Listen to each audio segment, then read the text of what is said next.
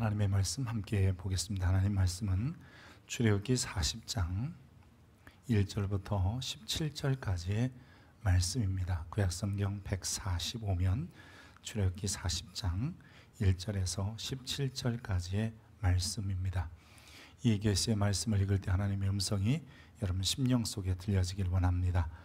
여호와께서 모세에게 말씀하여 이르시되 너는 첫째 달 초하루에 성막 곧 회막을 세우고 또 증거궤를 들여놓고 또 휘장으로 그 궤를 가리고 또 상을 들여놓고 그 위에 물품을 진설하고 등잔대를 들여놓아 불을 켜고 또 금향단을 증거궤 앞에 두고 성막문에 휘장을 달고 또 번제단을 회막의 성막문 앞에 놓고 또 물두멍을 회막과 제단 사이에 놓고 그 속에 물을 담고 또 뜰 주위에 포장을 치고 뜰 문에 휘장을 달고 또 관유를 가져다가 성막과 그 안에 있는 모든 것에 발라 그것과 그 모든 기구를 거룩하게 하라. 그것이 거룩하리라.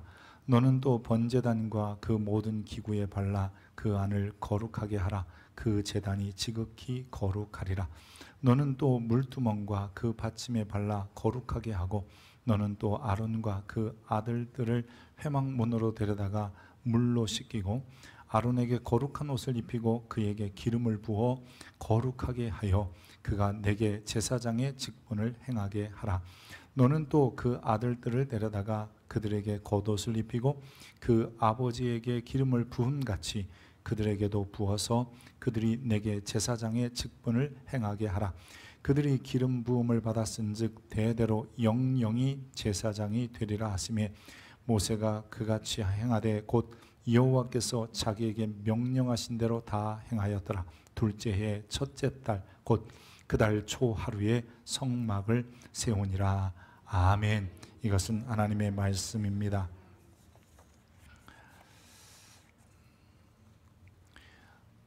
애굽을 떠나 시내산에 도착해서 시내산에서 1년 가까이 머물게 됩니다. 그동안 하나님은 이스라엘 백성들과 가장 위대한 언약을 맺게 됩니다. 이 언약이라고 하는 것은 이스라엘이 여호와의 백성이 되는 것이며 여호와 하나님만이 그들의 하나님이 되셔서 그들을 인도하시고 보호하시겠다는 약조입니다. 이 언약의 특징은 일방적인 사랑의 구애, 즉 하나님께서 그 백성을 일방적으로 사랑하셔서 맺어지게 됩니다. 왜 하나님께서는 히브리 백성을 사랑하셨을까에 대해서 성경은 두 가지로 얘기합니다. 먼저는 그 조상 아브라함과의 약조를 했기 때문이다 라고 얘기합니다. 이제 애굽 사람이 종으로 삼은 이스라엘 자손의 신음소리를 내가 듣고 나의 언약을 기억하노라. 즉 아브라함 조상들과 언약 같은 것을 기억하셔서 너희를 내 백성으로 삼고 나는 너희의 하나님이 되리니 라고 말씀하십니다. 또 하나는 하나님께서 이스라엘 백성들에 대한 사랑, 즉 하나님 모든 피조물에 대한 사랑을 가지고 계셨기에 그들을 즉 불러내셨다라고 얘기합니다. 여호와께서 내 조상들을 사랑하신 거로 내 후손인 너를 택하시고 그 큰 권능으로 친히 인도하여 애굽에서 나오게 하시며 결국은 조상들과의 언약 그리고 조상 때부터 사랑하신 그 사랑을 인하여 그들을 출애굽시켜서 애굽의 노예에서 건져 하나님의 백성 삼으셨다라고 말하고 있는 겁니다. 그래서 출애굽 사건을 한마디로 얘기해보면 하나님의 은혜 혹은 은혜라고 밖에 표현할 수 없습니다. 이는 우리가 구원받아 하나님의 자녀 되는 것과 똑같습니다. 하나님께서 우리를 향한 사랑, 즉 피조물을 불쌍히 여기심으로 인하여 그 아들을 세상에 보내셔서 우리를 구원하신 거지요.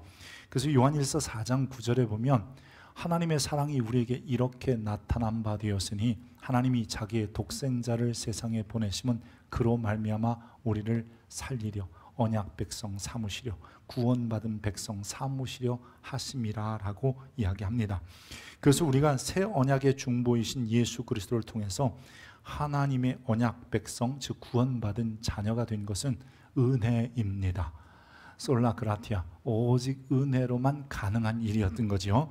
은혜 아니면 하나님의 구원하심을 설명할 어떠한 것도 없습니다. 그래서 이것을 에베소 2장 8절에는 직설적으로 이렇게 표현합니다. 같이 읽어보겠습니다. 너희가 그 은혜에 의하여 믿음으로 말미암아 구원을 받았으니 이것은 너희에게 난 것이 아니요 하나님의 선물이라. 원래 카리스마라는 말과 카리스라는 말이 어근이 같은데요, 카리스는 은혜라는 말이고 카리스마는 은혜의 선물이라는 뜻이어서 우리가 은사라고 번역을 하기도 합니다. 하지만 그 어근이 카리스라면 값없는 것이라는 의미거든요. 그래서 우리 구원은 우리의 어떤 것이 아니라 하나님의 일방적인 사랑 때문에 구원받은 것이며, 출애굽 사건 역시 우리의 구원의 모형으로 보여준 이 출애굽도 하나님의 은혜로 그들을 건져내신 거지요. 그래서 이렇게 하나님이 건져내셔서 언약 백성 혹은 구원받은 자녀 만드신 이들에게 주님이 원하시는 것이 있다면 하나님을 기쁘시게 하는 삶입니다. 하나님은 우리에게 요구하시는 것이 뭐 이렇게 크고 어려운 일이 아니더라고요. 그냥 일상적인 생활 속에서 하루하루 하나님이 원하시는 명령과 계명과 율례와 법도를 지켜 사는 겁니다. 이스라엘 백성들이 광야에서 어떻게 했어요? 아침에 일찍 일어나서 해 뜨기 전에 나가서 만나를 거두어요. 그리고 그것을 가지고 음식을 해 먹어요. 그리고 자기의 일상을 살고 때로 율법이 주어진 이후에는 율법 공부를 해요.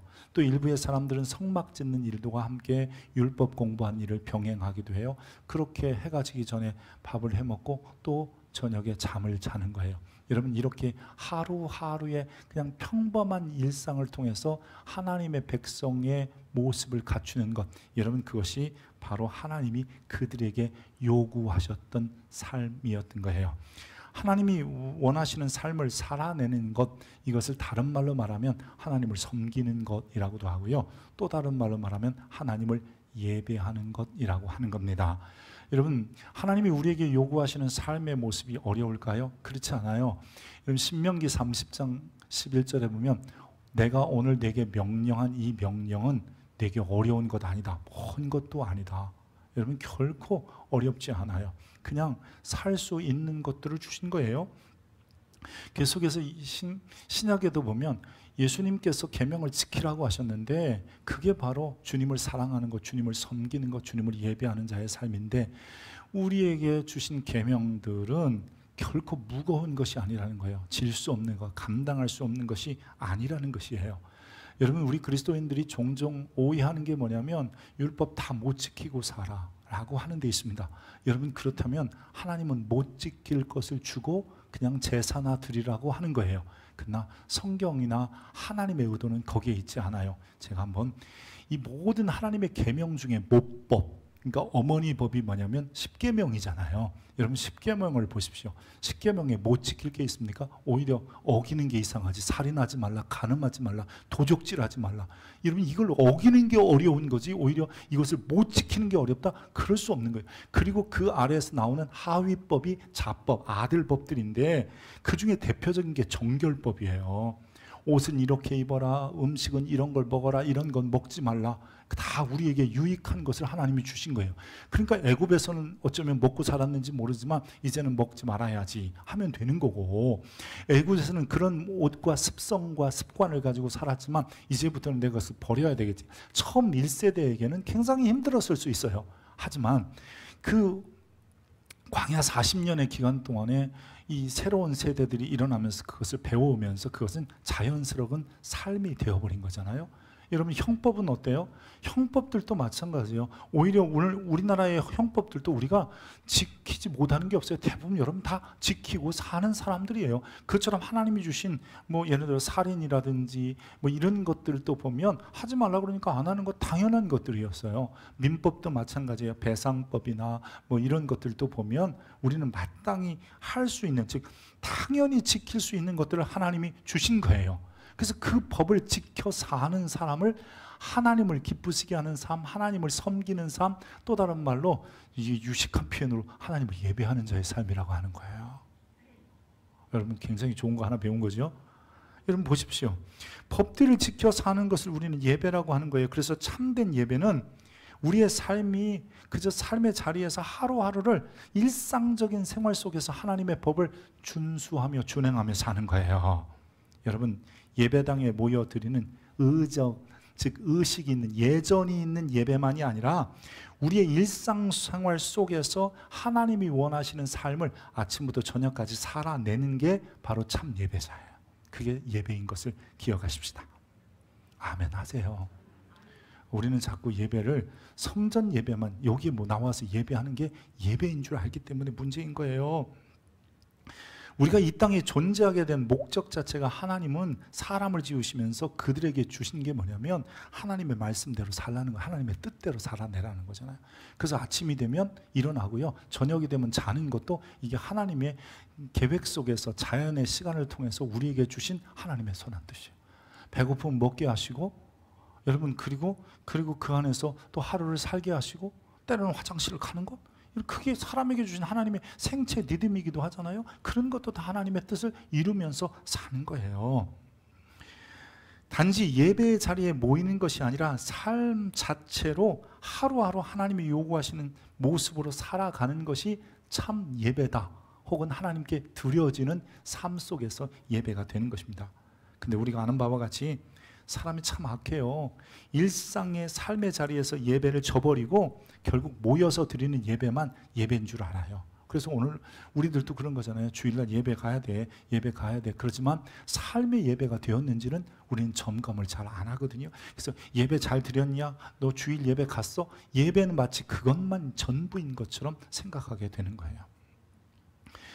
예배가 하나님의 기쁨이 되어야 되는데, 심지어는 이렇게 모여드리는 의식에 있는, 예전이 있는, 뭐 예전이 있다는 게 다른 게 아니라 기도하고 찬송하고 또 성경 읽고 말씀하고 헌금하고 이런 모든 순서가 있고 절차가 있는 예배를 통해서도 하나님을 기쁘시게 하는 게 아니라 내가 어떤 만족하고 또 예배를 통해서 내가 뭔가를 얻어야 돼, 하나님 앞에 예배하면 이걸 주실 거야 라고 하는 예배로 변질시켰다면 이것은 예배가 아닙니다. 여러분, 이방신을 섬길 때는 그렇게 말할 수 있지만 예배는 오직 하나님께만 집중하고 하나님만을 섬기는 것이 되어야 합니다. 하나님의 전 성막이나 성전에서 나가서 예배할 때 구약 성경을 보세요. 누가 나가냐면요, 이방인은 못 나가요. 오직 하나님과 언약한 언약 백성만 나갈 수 있었어요. 근데 그 성전과 성막이 있기 전에 이스라엘 백성들은 시내산 안에서 거의 1년 정도를 머물어요. 3월 1일 날 도착해서 2월 20일 날 출발해서 가데스 바네아로 열흘 길쯤 가서 3월 1일 날 도착하거든요. 그러니까 거의 1년 가까이 시내산 밑에 있는데, 그곳에서 저들이 어떤 예배자의 삶을 배우냐면 성막 먼저 가는 게 아니에요. 성막은 출애굽한 지 10달 후인 2년 1월 1일 날 만들어지니까 나머지 그 전에 10달 동안은 저들이 뭘 했냐면 율법을 배우면서 어떻게 하면 삶 속에서 하나님이 원하시는, 그래서 아까 말한 것처럼 아침에 일찍 일어나서 뒤에다가 바구니 하나 차고 만나를 거두러 가는 것부터 하나님의 영광이 되고 하나님의 기쁨이 되는 거야. 그래서 여러분 기억해 보십시오. 만나를 거둘 때 하나님께서 이 일을 통해서 내가 너를 시험하여 보리라 라고 말씀하시잖아요. 계명을 지키는지 아니 지키는지, 즉 예배자의 삶을 하루로 살기로 시작하는지 아니하는 자를 만나 거두어 가는 것으로부터 시작하고 있는 거예요. 그래서 저들은 1년 내내 그저 삶의 자리에서, 즉 생활 속에서 하나님을 어떻게 섬기는가, 예배하는가를 배우게 되는 겁니다. 그리고 자신들이 언약 백성임을 확인하는 자리로서의 성막을 짓게 되는 거예요. 오늘 본문도 성막의 기구들, 즉 성물들을 다 완성한 이후에 성막을 세우고 성막을 봉헌한 내용이 등장합니다. 이 성막은요, 이 모든 이에게 준 게 아니라 언약 백성에게 주어서 율법을 준수하는 자들이, 내가 언약 백성 된 것은 하나님의 은혜야. 율법을 준수하는 자들, 즉 평상시 삶의 자리에서 예배하는 자들이 하나님 앞에 나와서 예전이 있는, 즉 그 어떤 의식이 있는 예배를 통해서 다시 한번 나를 이렇게 하나님의 백성으로, 언약 백성으로 불러주신 것 감사합니다 라고 고백하는 자리가 되어야 한다는 거예요. 광야 40년간은 이스라엘이 이 진 중심의 이 성막을 모시고, 즉 그곳에 두고 살았습니다. 근데 여러분, 그것보다 더 중요한 것은 하루에 늘 아침부터 저녁까지 하나님이 원하시는 삶을 살아내는 것이 주님께서는 더 기쁨이었다라고 하시는 겁니다. 그래서 여러분, 이 거룩한 장소, 거룩한 예배 이렇게 말하기 전에 오늘 우리는 내 삶 속에서 하나님의 법이, 하나님의 뜻이, 하나님의 말씀이 실천되고 있고, 아니 내가 그냥 그렇게 그냥 무의식 중에도 자연스럽게 아침에 일어나서 하루 직장 생활을 하고 학교 생활을 하고 또 가정 생활을 하면 통해서 하나님을 기쁘시게 하고 있는지, 하나님께 예배하고 있는지를 돌이켜 봐야 합니다. 단지 그렇게 살다가, 여러분 그렇게 생활하다가 주의 전에 나와서 예배하던 것, 혹은 성막에 백성들이 나와서 예배할 때에 다시 한번 이 정해진 의식을 치르면서 나는 언약 백성이야, 나는 주의 은혜가 있는 사람이야를 확인하고 또 삶의 자리에 돌아가서 그렇게 살아내려고 결단했던 것이 바로 성막의 의전의 예배였다는 거예요. 광야에서 성막의 중심이 되었기에 절기를 지키려고 예배에 나오고 누구나 다 그 앞에 갈 수 있었을 거예요. 그런데 가나안 땅에 들어가면서는 이 성막 혹은 나중에 이제 성전이 지어졌을 때 때로는 거리가 멀기도 했어요. 그래서 성막에 혹은 성전에 나오는 사람은 어떻게 얘기하냐면 1년에 3차 여호와 앞에 모든 사람들은 나와서 보여라 라고 하는 거예요. 여러분 1년에 3번 예루살렘에 올라갔어요. 안식일마다 올라간 건 아니에요. 안식일은 삶의 자리에서 지킨 거였어요.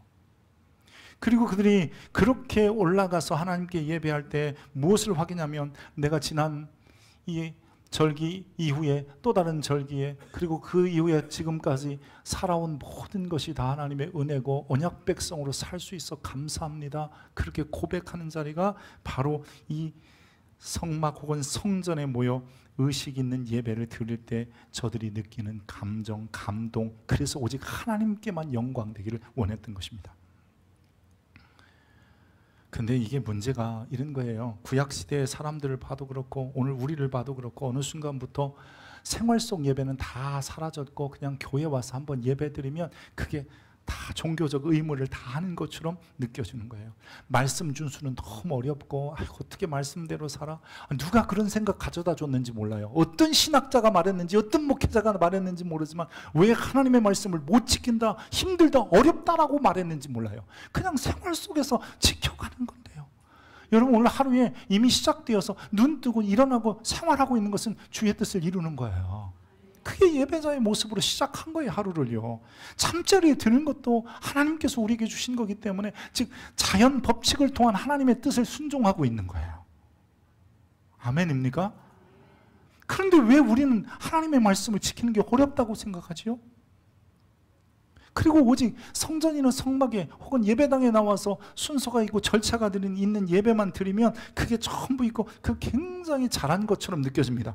여러분, 그러나 성경은 우리의 삶 속에서 하나님을 기쁘시게 하고 하나님을 섬기고 하나님께 예배하는 것이 없고, 그저 이 성전에 나와서 예배하는 것도 오늘 내가 그래도 신앙인으로서 그냥 이렇게 또 하나님을 만족시키면 하나님이 내게 뭔가 조금 주시지 않을까?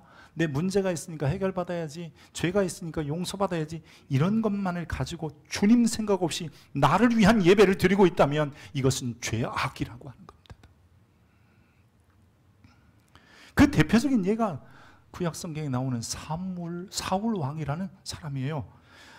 사무엘이 이르되 여호와께서 번제, 다른 제사, 의전적인 제사, 그 예배, 그거 그렇게 좋아하시겠습니까? 아닙니다, 아닙니다. 당신이 삶 속에서 왕으로서 왕의 역할을 다할 때, 즉 왕의 자리에서 하나님을 예배하지 않으면, 하나님을 섬기지 않으면 아무 소용이 없습니다. 그래서 그의 목소리를 청종하는 것 같이 그것 좋아하시겠습니까? 아닙니다. 순종이 제사보다, 어떤 순종이요? 삶의 자리에서 왕으로서의 예배자가 되지 않으면 수양의 기름을 드린다고 해도 의미 없습니다. 여러분, 성경의 제일 마지막 책이 말라기서잖아요. 말라기서 이후에 하나님의 묵시와 계시가 400년 동안 없어요. 우리는 신구약 중간기라고도 하지만 그 400년 동안 암흑의 기회를 보내요. 근데 이유가 뭔 줄 알아요? 예배가 안 되는 거예요. 삶 속에서 예배가 안 되는 거예요. 제2성전이 있지만 그냥 가서 거기서 예배 드리고 그것도 자기가 소망하는 것 하나 얻을까 해서 나가는 자기를 위한 예배였지 하나님을 기쁘시게 하는 예배가 아니었다는 거예요. 그래서 주님께서 말라기 1장 10절 말라기를 통해서 이렇게 말씀하세요. 이 만군의 여호와가 이르노라. 너희가 내 제단 위에 헛되이 불사르지 못하게 하기 위하여 너희 중에 성전문을 닫을 자가 있었으면 좋겠다. 이 성전문 좀 닫았으면 좋겠다. 제발 그렇게 나오지 말라는 거예요. 삶도 안 되는데 재물이나 갖다 바치고, 그리고 재물로 가지고 와서도 하나님의 기쁨이 아니라 예배를 받으시는 이의 생각은 조금도 안 하고, 내가 이거 드리니까 이 정도 하니까 하나님 나에게 그래도 뭔가 주셔야 되지 않아요? 우리 지금 예배가 똑같지 않아요? 예배 곧 우리의 삶도 하나님의 기쁨이어야 되고, 그런 사람들이 하나님의 전에 나와서 예배 드릴 때 하나님이 기뻐하시는 거야. 더욱이 그럴 때는 예배가요, 내가 이 예배를 통해서 뭘 얻을까 바랄까 이러지 않더라고요. 하나님 앞에 예배 드림 자체가 기쁨이고 이게 은혜입니다. 그래서 예배에 행복이 있는 거예요. 우리도 혹여나 지금 이 시간에 여러분들이 예배의 자리에 나왔는데 무엇을 얻을까 하고 예배하고, 또 예배 나오지 않으면 한 주간 불안하고 찜찜해서 예배 나오다면 우리는 참 예배자의 모습이 아니에요. 이 시간 예배 자리에 있는 게 하나님의 은혜인 것을 고백하시길 축복합니다. 여호와 하나님께서 이스라엘을 출애굽시킨 이유가 뭐예요? 지금 우리가 출애굽기 강해를 제가 하는데 오늘까지 55번 정도 설교를 했어요. 처음부터 한 이야기가 있어요. 출애굽기 전체를 읽어보십시오. 하나님이 무엇을 우리에게 주시려고, 아니 무엇을 원하셨을까요? 라고 한다면 먼저는 노동하지 말고 예배하라는 거예요. 노역자가 아니라 예배자로 하나님 부르신 거예요. 바로를 위하여 사는 자가 아니라 하나님을 위하여 사는 자로 부르신 거예요. 하나님의 부재, 하나님 없는 삶 속에서 하나님의 임재 가운데 때로는 불과 구름 기둥으로, 때로는 성전으로 임하신 주님과 함께 살기를 원해서 우리를 불러내신 거예요. 하나님을 막연히 아는, 조상들이 믿었던 하나님으로 아는 신앙에서 이제는 하나님을 정말 섬기고 삶 속에서 하나님과 그분의 뜻을 이루며 사는 자로 만들기 위하여 부르신 거예요. 그래서 율법을 주시고 또한 그렇게 확인하게 하기 위해서 성막을 주신 거 아니에요? 그런데도 우리는 우리 자신을 위하여 예배를 드리고 있지는 않습니까? 하나님을 섬기는 자가 되어야 하는데, 삶의 자리에서 정말 주의 뜻대로 살다가 의식적인 예배를 있는 자리에 나와서 예배하는 자가 되어야 되는데 말이에요. 예수님께서 어느 날 갈릴리 지역으로 예루살렘에서 올라가시다가 사마리아 지역을 통과하시게 되었습니다. 사마리아에서 우물가에 있는 동안 한 여인이 물을 길러 왔다가 예수님과 대화하기 시작하지요. 대화 중에 이 여인이 예수님이 범인이 아니라는 것을 알아요. 그래서 내가 볼 때 당신은 선지자입니다, 이렇게 이 여인이 고백을 해요. 그러면서 이 선지자라고 생각한 예수님에게 이 여인이 뭐라고 묻냐면, 우리 조상들은 이 산에서 예배했는데 유대인들의 말은 예배할 곳이 예루살렘에 있다고 합니다, 이렇게 얘기해요. 이 당시에요, 이 예루살렘에도 성전이 있고 그리심산, 즉 사마리아에도 성전이 있었어요. 우리는 그것을 사마리아 성전이라고 해요. 헤로드 왕이 유대인들과의 환심을 사기 위해서 예루살렘 성전을 좀 증축해주고, 또 사마리아 지역의 사람들의 환심을 사기 위해서 사마리아에도 성전을 지어주거든요. 그러니까 이 여인은 어디서 예배하는 게 맞습니까? 이 사마리아입니까? 아니면 예루살렘입니까? 이렇게 묻고 있는 거예요. 근데요, 주님은 뭐라고 대답한 줄 아세요? 이렇게 대답하세요. 같이 읽습니다. 예수께서 이르시되 여자여 내 말을 믿으라. 이 산에서도 말고 예루살렘에서도 말고 너희가 아버지께 예배할 때가 장소가 아니다, 대상이 문제다라고 하는 거예요. 예루살렘, 사마리아 그게 중요하지 않다. 누구에게 예배할 거냐? 그래서 하나님은 예배하는 자를 찾으시는 거예요. 어떻게? 영과 진리로 예배하는 자요. 그 누구에게요? 하나님께요. 여러분, 하나님께 예배하는 자들, 지금 예루살렘에 있든 사마리아에 있든 모두가 다 하나님께 예배하는 자가 아니라면 그 예배는 잘못된 거라고 하는 거예요. 우리의 삶이 삶의 자리에서 주님을 섬기는 삶이 아니고 주님을 기쁘시게 하는 삶이 아니라면 그 삶은 아니라는 거예요. 심지어는 의전이 있고 예식이 있는 예배당에 나와서도 내 소원이나 성취하고 내가 하나님의 비율을 좀 맞춰드려서 하나님이 내게 이런 해결을 주실 거야 라는 기대감을 가지고 드리는 예배는 그건 하나님께 드리는 예배가 아니라 나에게 하는 예배인 거예요. 나를 위하여 살다가 나의 필요를 위하여 성전에 나올 뿐이에요. 그래서 주님께서는 그러지 말고 영과 진리로 혹은 신령과 진정으로. 근데 이것도 잘못해서 뭐 성경적인 방법으로 아니면 또 뭐 성령을 따라서 우리가 예배 순서를 정해야 됩니다, 이런 뜻이 아닌 거예요. 우리의 삶의 자리에서 성령을 따라서 말씀대로 살다가 예배의 자리에 와서 너무 감사해요 하나님, 예전을 따라서 이제 너무 고맙습니다 하나님, 이렇게 고백할 수 있는 성도들이 되라고 하시는 거예요. 우리가 삶에서 예배가 안 되면 예배당에 나와서 예배 드리는 것으로, 여러분 그것으로 다가 아닙니다. 사단은요 우리의 삶의 예배를 빼앗아요. 그래서 삶의 중심이 하나님이 아니라 사단 자기가 되기를 원하고요, 이 예배를 또 누가 받기를 원하냐면 악한 영이 받기를 원하는 거예요. 사단이 받기를 원하는 거예요. 그래서 우리의 예배를 결국은 어떻게 만드냐면 소원 성취를 위한, 그냥 잘 불공 들이면 뭐 이렇게 이루어지는 것처럼, 아니면 뭐 가서 선앙당 나무에서 싹싹 빌고 뭔가 손바닥이 발바닥이 되도록 하면 뭔가 이루어질 것 같은 그런 마음의 예배를 드리게 하는 거예요. 그건 기독교 예배가 아니고 성경적 예배가 아닙니다, 여러분. 악한 영들은 우리가 자신을 섬기도록 여러 가지 방법을 동원해서 예배를 타락시켜, 우리의 삶을 타락시키는 거예요. 여러분 그게 타락이고 그게 죄악인 거예요. 그래서 예수님이 오실 때 보니까 예수님이 성전문을 닫고 싶었다고 하는 하나님의 마음하고 똑같은 거예요. 세상에 의인은 없느니 하나도 없더라는 거예요. 삶의 자리에서 하나님의 뜻을 따라 사는 사람은 없고, 웬 이상하게 장로의 유전이나 엉뚱한 것을 따라서 그게 자기를 위하여 멋지게 살아내고 있더라는 거예요. 자기를 위하여, 자신을 위하여, 자신을 위하여만 살더라는 거예요. 그래서 모든 사람이 죄를 범하여 하나님의 영광에 이르지도 못하더라는 거예요. 여러분, 예수님이 세상에 오셔서 드디어 진정한 예배자의 길을 열어놓으신 거예요. 장소 아니다, 재물 아니다라는 거예요. 이게 성전이냐 아니냐, 이거 다 허물어질 거라는 거예요.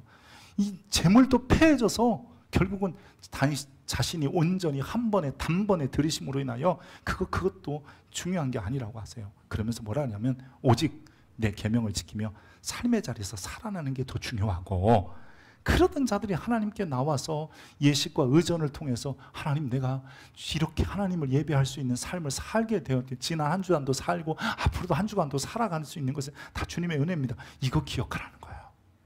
최소한 이 자리가 그런 자리 되기를 축복합니다. 하나님은 깨어진 예배로 인하여 우리가 정죄와 형벌을 받을 수밖에 없었지만, 그래서 영원한 멸망의 자리에 떨어질 수밖에 없었던 우리를 다시 한번 하나님을 예배하는 자의 삶을 살게 하기 위하여 세상에 오셔서 십자가에 죽고 부활하신 거죠. 이것을 구원이라고 하는 거예요. 그러니까 여러분, 구원받았다는 것은 나 이제 천국 갈 수 있어라는 티켓 도장 받은 게 아니라, 구원받았다는 것은 나는 이제 나를 위하여 사는 자가 아니라 주를 위하여 사는 자야.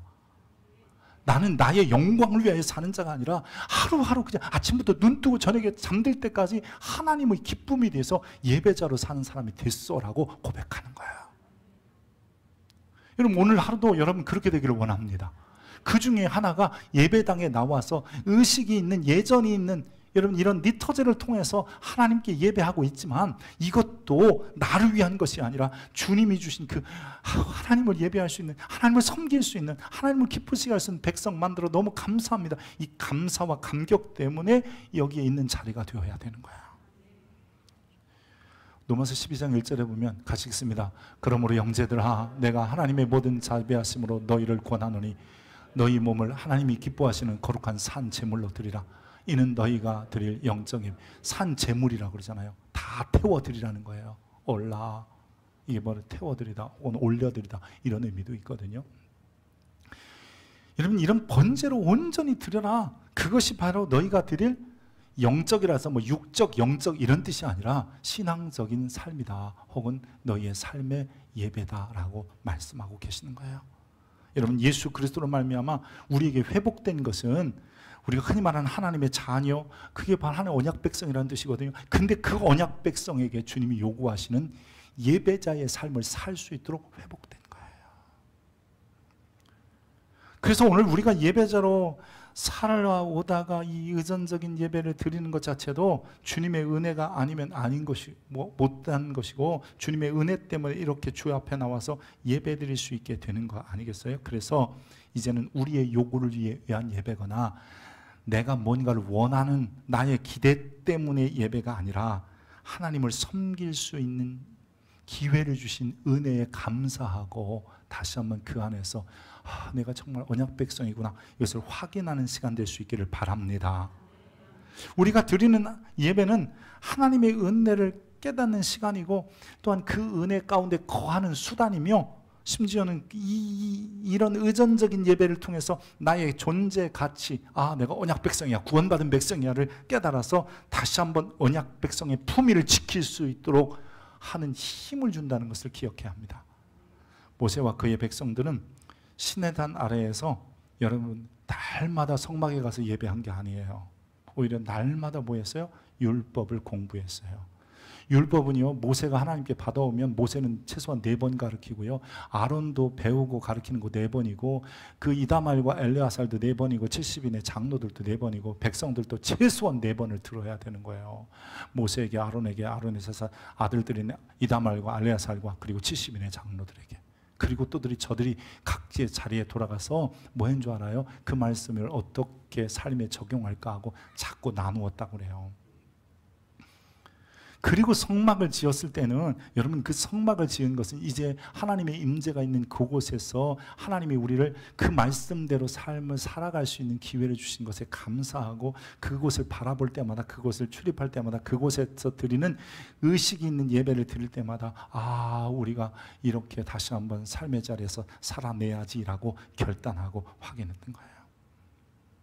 성막이 여러분 출애굽한 지 다음해인 2년 1월 1일이니까 3월 1일 날 시내산에 도착하고 딱 10달 만에 성막을 완성하여 봉헌하여 드려요. 그곳에 이 함께 모였던 언약 백성들은 이미 예배자의 삶을 조금씩 배워가고 있었고, 그리고 그럴 때 하나님이 주신 것이 성막이었어요. 그들이 성막을 세워놓고 얼마나 행복해 했겠어요.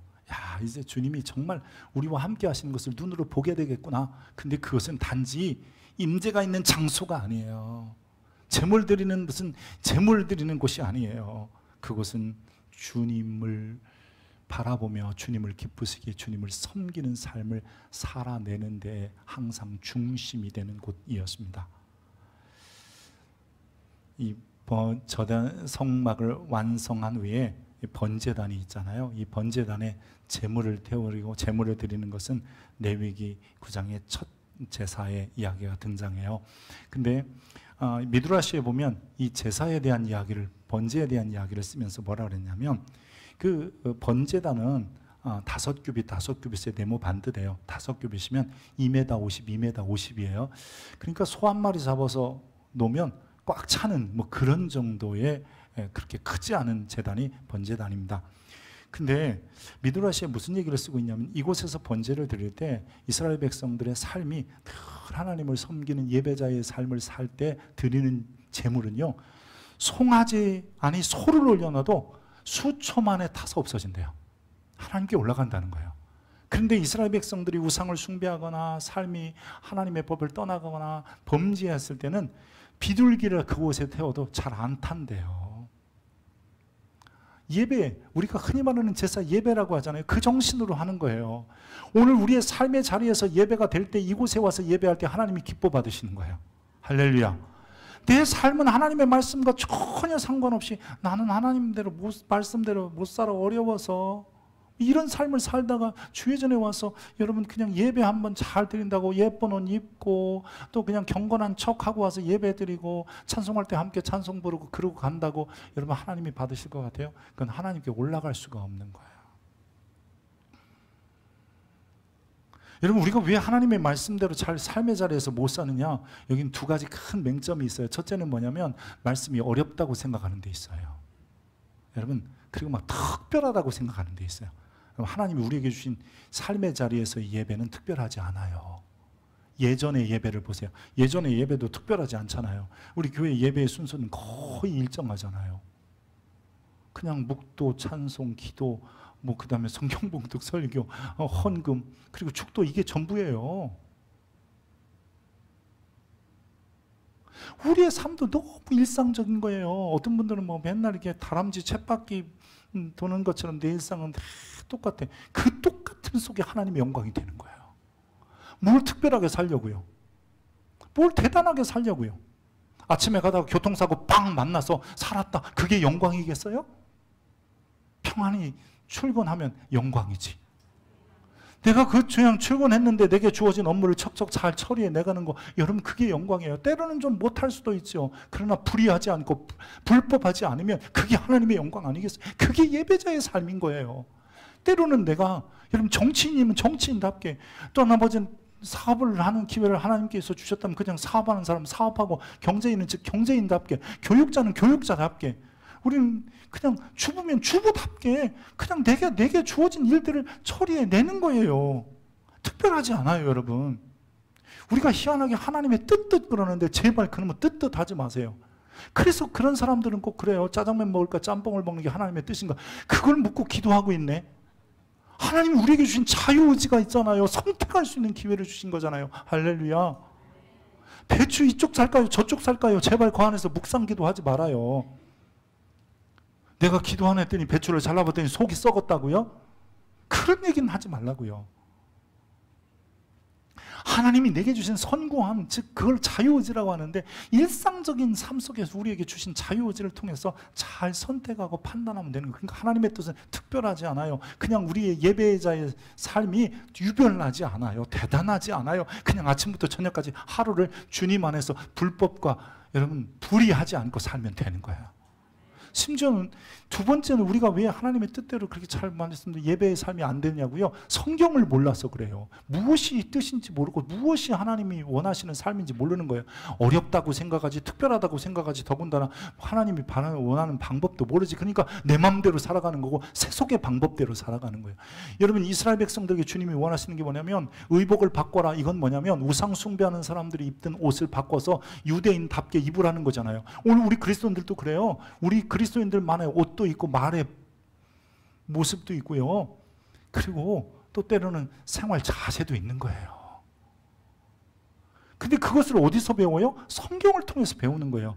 우리는 성경을 자꾸 어렵다고 생각하는, 그 성경을 어렵다고 하는 분들이 문제인 거예요. 여러분 따라서 합시다. 성경은 쉽다. 하나님 모든 사람이 이해할 수 있도록 기록한 게 성경이에요. 근데 왜 어려울까? 이건 목사님들 책임이야.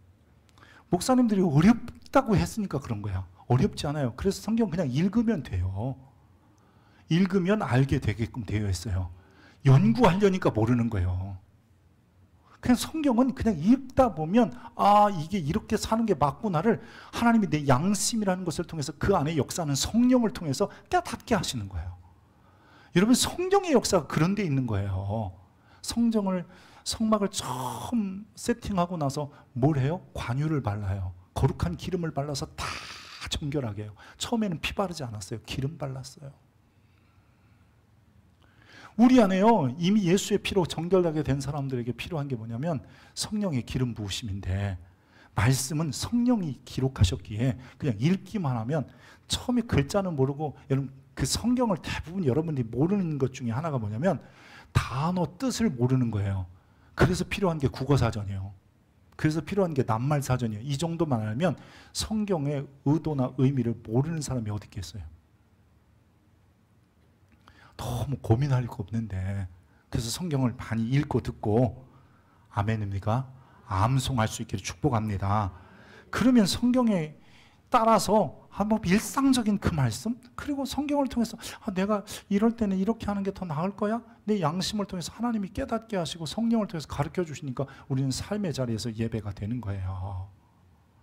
그렇게 예배하는 자들이 참 또 이렇게 모여서 의식이 하고 리터지가 있는 예배의 자리에 만들었을 때 하나님이 굉장히 기뻐하셨어요. 여호와께서 모세에게 명령하신 대로 이스라엘 자손의 모든 역사를 마침에 모세가 그 마침 모든 것을 본즉 여호와께서 명령하신 대로 되었으므로 모세가 모든 백성들을 어떻게 했더라? 축복했더라. 할렐루야. 그래서 여러분, 예배의 마지막에, 제일 마지막에 목사가 축도하는 거예요. 목사는요, 여러분에게 복을 빌어요. 그럼 하나님이 복을 주세요. 저는 복 주는 사람이 아니에요. 그래서 축도라는 말이 여러분 결국은 이런 말이에요. 축복이라는 말과 같은데, 이 축복이든 축도든지 간에 여러분 이게 빌축자예요. 그리고 복복자, 복을 빌어주는, 복을 또는 빌어주는 기도라는 뜻이에요. 저는 복을 빌어주는 거지 하나님은 복을 주시는 분이에요. 여러분 부모가 자녀에게 축복할 수 있어요? 그럼 하나님이 그 자녀들에게 복을 주시는 거예요. 여러분 성막을 완성하고 자기들이 언약 백성을 확인하는 자리, 그래서 그곳에 와서 예배할 때, 그곳에 제사할 때 다시 한번 하나님이 힘 주셔서 지난 한 주간에 산 것처럼 앞으로도 한 주간 살게 하실 거다, 이런 마음을 가질 때에 그곳에서 하나님이 복을 주시는 거예요. 복이라고 하는 게 뭐예요? 하나님으로부터 오는 능력인 거잖아요. 그래서 단지 여러분 그럴 때 그냥 나만을 위해, 필요를 위해서 이럴 때 나오지 말고, 이곳에 오면 하나님께서 지난 한 주간 내가 살았던 것, 때로는 살지 못한 것도 하나님이 용서해 주겠지, 또 때로는 능력이 없어서 못 살았다면 능력 주셔서 살게 하시겠지. 어떻게? 하나님의 뜻대로, 하나님 말씀대로 하나님을 예배하는 자, 즉 섬기는 자의 삶으로요. 그럴 때 주님께서 우리의 돌아갈 때 우리의 삶 속에 힘과 능력을 주셔서 지난주에 못했던 것을 다시 한번 살게 하시고, 잘못했던 것은 사죄의 은총도 허락해 주시는 거예요. 그래서 이 예배의 자리, 그것은 삶의 자리와의 연속성이지 단절이나 분리가 아니라는 것을 기억해야 합니다. 오늘 이 자리에 모여서 예전적 예배, 기도하고 찬송하고 성경하고 성경 읽고 설교하고 헌금하고 축도하는 이런 절차가 있는 예배를 통해서 여러분은 참된 예배자로서, 즉 누구를 예배해야 되며 나는 어떤 사람인가를 확인하고 우리의 삶의 자리로 돌아가서 삶의 예배를 드려야 합니다. 여러분 하나님은 구원받은 백성에게 영과 진리의 예배를 요구하십니다. 하나님이 바라시는 예배는 우리의 삶의 자리에서 그분이 주신 계명들을 지켜내는 것입니다. 우리가 하나님의 말씀을 준행하며, 즉 계명, 율례, 명령, 법도 이것을 지키는 것은 창조 때부터 동일했습니다.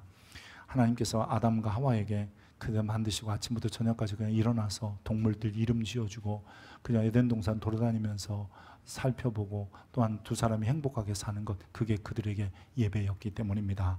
근데 우리는 때로는 완악해서 내 마음대로 하고 싶은 거예요. 그래서 선악과를 따먹는 것처럼 예배도 자꾸 변질시키고, 삶에는 하나님의 뜻은 없고 내 마음대로 세속의 것들에 물들어서 사는 것, 이걸 죄악이라고 하잖아요.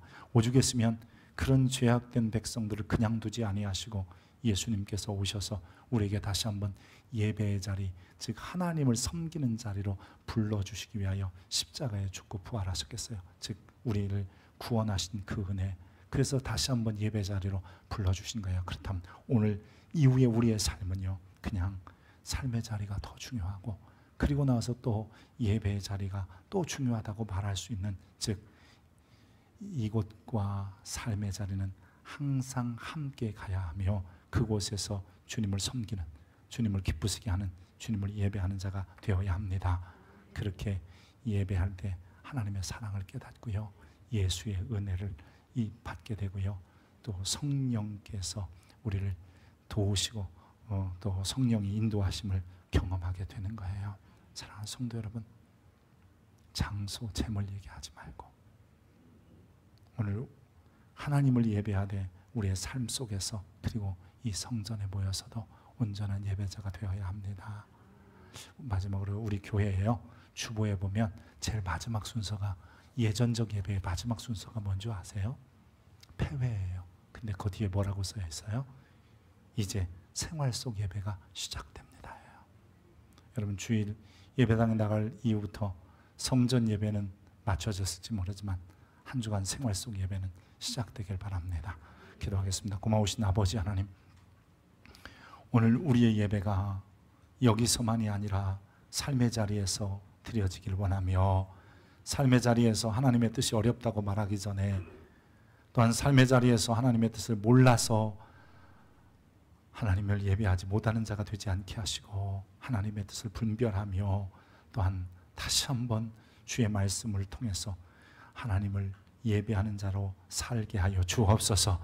특별히 이 자리에 와서 하나님 나를 예배자로 불러셔서 고맙습니다. 그 은혜에 감격하게 하시고 다시 한번 하나님께만 집중하게 하시며 나를 위한 내 필요와 요구에 따른 예배가 아니라 오직 하나님께만 예배하는, 집중하는 우리 되게 도와주옵소서.